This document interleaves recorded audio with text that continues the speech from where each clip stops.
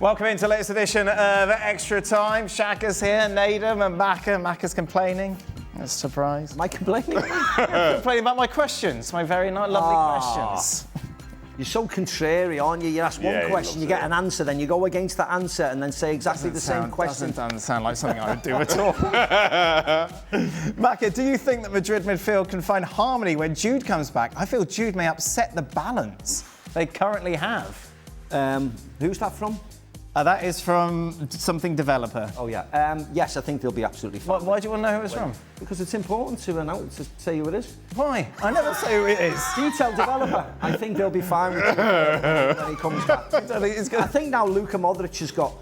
Right, letter? Jude Bellingham will be almost the boss of the midfield, and I think him and Fede Valverde and Camavinga and Tchouaméni and Arda Güler, with all respect to Brahim Diaz and Dani Ceballos, they're certainly on the peripheral, aren't they? So I think Jude will be fine when he comes back. Do footballers talk about their wages with their teammates, Nadem? Example, if a new contract gets offered to someone in the team, is it a code of conduct for the wage to be a secret? No. Most people I know don't really talk about their wages or anything like that, especially not in regards to, say, a contract negotiation. But it's not because there's loads of ego in it, it's just out of respect. And I think most of the time when people do talk about it, it's usually someone trying to put someone down, and it will tend to be someone of the opposition. So I've seen some of that back chat. But I think on the pitch, or all type of chat like that, you know what I mean? Right. But in terms of people in your collective, you don't really do that. I think in any walk of life, nobody talks about wages and how much money they earn. Surely not. Your first day at Real Madrid, you didn't ask Zizou what you want. He wasn't there. He wasn't. He came over. Did he ask you when he came in? How much? As if. ¿Cuánto? Nah. Nobody talks about that. No one talks about it. No. Macca, almost every player who played with and against you said that you had the best pace. Who did you play with or against that had the best pace in your opinion? Best pace? It was the quickest. Early on, when I played for Liverpool, someone like Ryan Giggs was very quick and very direct, and he was like to run at people, so you see it in that respect. Michael Owen was always very quick. Yeah. R9 was quick off the mark in those particular areas. Whether he was quick over 100 yards is another thing, but certainly over 10 yards he was lightning quick. Nadem always brings up that he ran sub 11 seconds, 100 metres. Nadem was very quick. Back in the day, who would win in a race? Nadem. Would it be Nadem? Yes. Yeah. Thank you for that, Dan. Nice little addition to the question. That's all right. Just so I'd add that in before you did. Absolutely, Nadem would have beat me in a race. Shaka? Would you have been involved? Nope. For all, where is the best night out?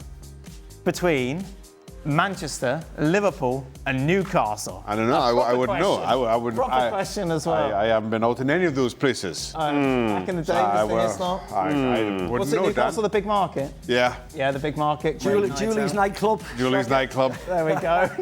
Heard about those places. Oh, really, yeah, I've heard a lot about those places. But I wouldn't know, Dan. No. What I would say is that I've been out in Manchester and Newcastle. Of course, I've been out in Liverpool because I lived there, and I've always had the most magnificent times in all three places. So yeah, great nights out. Yeah, they are very good nights out. Yeah. Three places really, for younger people, big student life. You know what I mean? I think the cheaper one's probably Newcastle. Okay, good. I think people get more bang for their buck up there. There's a lot of TripAdvisor. there's a lot of energy up there. Let's just say. There's a lot of energy up there. Yeah. Doesn't go away.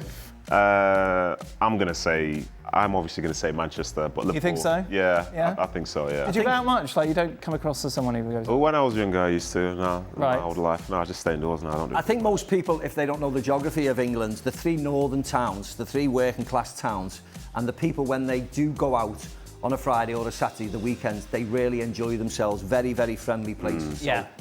Top night. They are very different to going out a night out in London. When you were playing for Sunderland, could you go out in Newcastle? Could do, and lots of people did do. There was a place, I think it was Madame Cou's, and that used to have a night on a Tuesday. And some of my teammates... Madame Cou's? Yeah, some of my teammates, on a Tuesday, it was called Cou's Day, because they were there basically every week. So they'd be going to, there's this, like, I think it's teppanyaki place called Hana Hana. I think that's what it's called, which is like notorious up there. So players from Sunderland and Newcastle would be going there all the time and then making their way to Madame Cou's on a And this was in Newcastle, was it? This was in Newcastle, And you get no problem? No. Not on those nights, no. No. But I think a lot of the players from Sunderland tend to live in Newcastle anyway. You either lived in Newcastle or you lived in Durham. Okay. So, yeah, you're free to do as you please. And what about you going out in Manchester as a Liverpool player? Absolutely fine, yeah. Yeah, no problems at all. No dramas. And then like how that. did you deal with moving to Madrid and everything being much later? So you'd have dinner late and then go out And late. then staying out till 6 o'clock. Yes, exactly. Really easy. That was a chore. Instead of finishing at 2 o'clock, I could finish at 7 in the morning. It was a nightmare. Tell me about it. That's why I'm yellow. Macca. Oh, God. Macca was Stevie quirky and lovable as he is today as when you were teammates at Liverpool. Yeah, I've said this before. I absolutely adored him and adore him now. But yes, as a teammate and getting into the team, he was crazy then. He was the butt of a lot of jokes. He was the joker himself. And yeah, he was as fabulous then as he was now. Seeing you two together is brilliant. 'Cause you just go straight back. Love old stories about Liverpool. It's magnificent. Final question. If those of you who can still run, so basically Naden. Okay. Harsh, man. Very harsh. If you signed to play now, what's the highest level you think you could play at?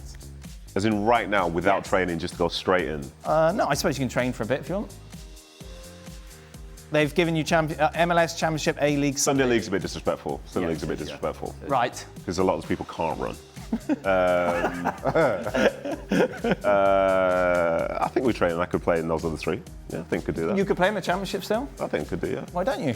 Just because I'd rather be here. Really? Yeah, it's a lot warmer in here. No, that's very true. That's abuse. That is it. That brings us to the end of today's show. Thank you so much, Steve McManaman, winner of the Champions League and so many other titles. I grace you with my presence. I know. What